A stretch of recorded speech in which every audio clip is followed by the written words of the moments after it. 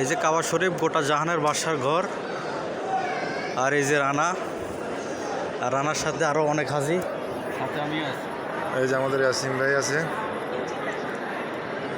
তো ইয়াসিন ভাই আসলে উমরা করার জন্য উনি সবসময় উমরা করে, উমরা করতে ওনার কাছে অনেক খুব ভালো লাগে, আমাদের কাছেও ভালো লাগে। আমরা যতবার মক্কায় আসি, সারা জাহানের বাদশা, এই যে আমরা মক্কাতে আছি এখন আলহামদুলিল্লাহ।